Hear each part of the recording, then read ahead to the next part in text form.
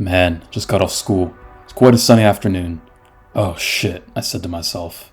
The time was currently 2:15 and I was in my car. I had my work uniform in the back seat. Reason being was cause work began at 2:30 in the afternoon. It was a wedding that night, and we likely wouldn't get out of there until close to 11 p.m. Good money though, so I wasn't complaining. Anyway, I began driving over to the site of my work, aka the Eveningside Inn. It was located off in the countryside in a farm field that backed up to some vast woods. Anyway, I pulled into the parking lot and stepped outside. My coworkers were Brody and Jacob. "Hello, Nick," Brody says. "What's going on, Brody?" I said. "How you doing, Nick?" said Jacob. "Hey," I said. We all walked down the brick steps and were inside the Eveningside Inn. "How you guys doing tonight?" Teresa said. Teresa was our manager, and she was just getting ready to clock out for the day. "Alright, make sure you sweep out that storage room. It's a mess down there. Make sure you use hot water with that mop. I don't want to see any stains," she said. Man, Teresa was always a stickler. Didn't matter what the situation was. She always found some sort of issue that went down between work settings. It was weird though, because my coworkers and I always make a really good effort to make sure that the whole building is spotless before we leave. It's almost as if someone or something is undoing our work after hours. But yeah, we didn't have any time to worry about that. Alright guys, I'll bring up plates. Jacob, can you go mop that storage room that Teresa wants? And Brody, can you go stock the bar with some soda? "Yep," he says. We all go and do just that. The wedding that night was around 70 people, so for that I brought up 70 plates. A few extra though, just to be safe. Anyway, the event coordinator for that night had not yet arrived, and so it was just us three in the building. Guests were scheduled to arrive in around a half hour. I took volunteer to go up to the parking lot and guide people into the right space. Anyway, once the plates were all done and everyone did what they needed to do, the event coordinator for that evening happened to be in the process of strolling in through the door. "Good evening, boys," he said. "Oh, no. It was the creepy clerk. The same guy from that one trip we did back in town. I had no idea what on earth he was doing at the Eveningside Inn, let alone as an event coordinator. Someone told me. He always has ties into us. He's always keeping track of what we're doing. How did you get a job here, let alone as an event coordinator?" I demanded. "Oh, you know, boys, I've been getting into the wedding business as of lately. I heard some cute little couples getting married, and I'm just thinking of spying on them. Nothing creepy, but just getting in the business. I'm happy to work with you boys tonight. Be a very special night. Afterwards, you can always go back to my place, Netflix and chill." Whoa, bro, you are taking things way too far. We are not Netflix and chilling at your house any day or any day ever, I said. "Oh, come on now, boys. It's gonna be a fun night. Make a party in here. I hired a DJ, Alright. Let's go into the office and leave this guy alone. Okay, bro, don't do anything. I mean it, I tell the creepy clerk. "Oh, don't worry, boy. I'll make sure that happens. We'll have a fun night tonight. And maybe, who knows, we'll do a little karaoke later." Bruh, this dude is so weird, I said. Anyway, Brody and Jacob decide. They don't really know who the creepy clerk is, but they do decide to go and chill out behind the bar. And the creepy clerk? I don't know where he went. Anyway, I go outside to greet guests next. Pretty soon, cars began arriving. Next thing you know, the time was around 3:30 in the afternoon, and I was getting ready to head back inside. That was until I heard the sound of one more vehicle coming down the long driveway. My heart sank into my stomach though when I saw that vehicle was a blue minivan. Oh no, I thought to myself. Anyway, the blue minivan pulled up next to me, and the driver rolled down the window to greet me. "Herbert, what are you doing here?" I demanded. The driver was no one other than Herbert Ernie himself. He looked more ridiculous than ever before. He wore a full and complete groomsman outfit with a bow tie, tuxedo, and all. His hair was ultra crazy. It was in the shape of a pineapple, with a very oval-like shape on the bottom, with spikes on top. "Hey, ready for the big night?" I said. "Herbert, what the fuck are you doing here?" I said. "It's my big day. I'm getting married." "Cut the nonsense, Herbert. You are not getting married.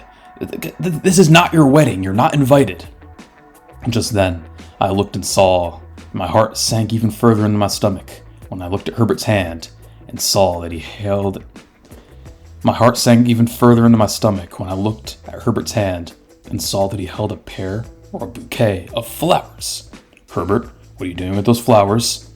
This is for my lovely lady, and we'll be getting married to you after the ceremony.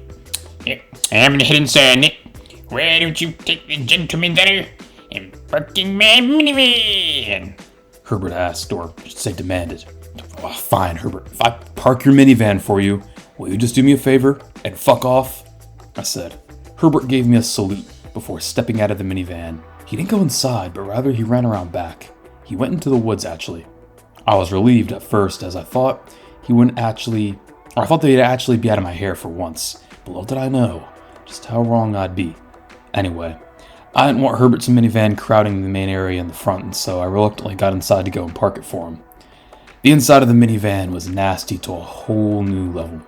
There were dead cockroaches crusting the seats, along with Cheerio crumbs everywhere. There was some weird syrup-like substance coating the steering wheel, and a bunch of nests in the back with a bunch of, rats and shit.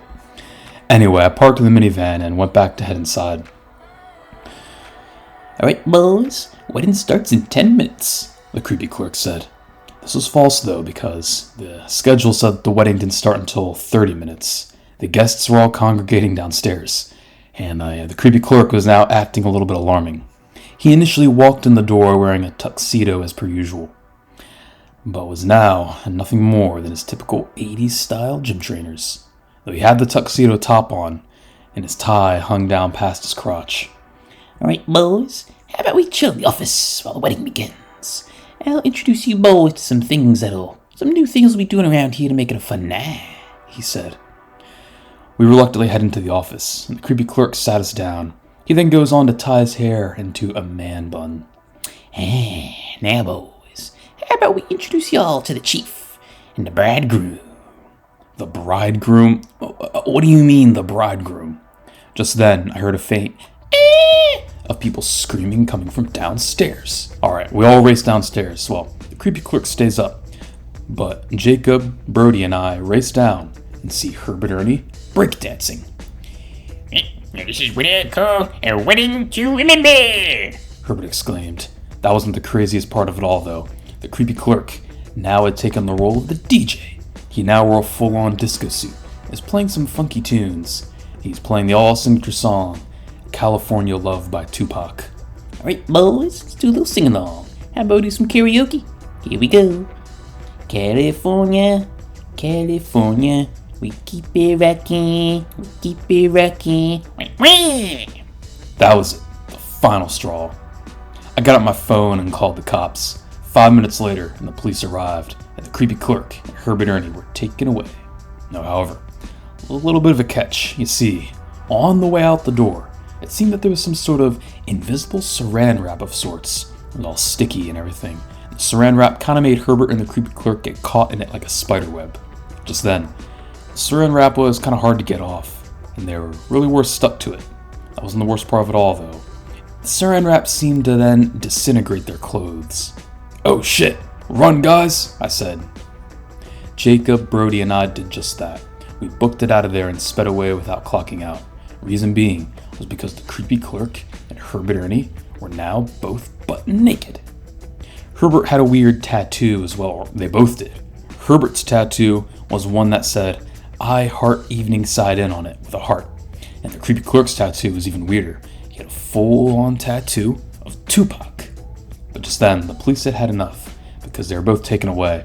No, I guess the cops were kind of chill though, because in one of the cars, I could hear California Love being blasted on the aux cord as they sped off into the evening. Everyone at the wedding had to cancel early. The bride was crying due to her night being ruined. I don't blame them, as Herbert had also dived into the wedding cake. The rest of us went home traumatized that night and called it a day early. That then concludes the Eveningside Man Pursuer.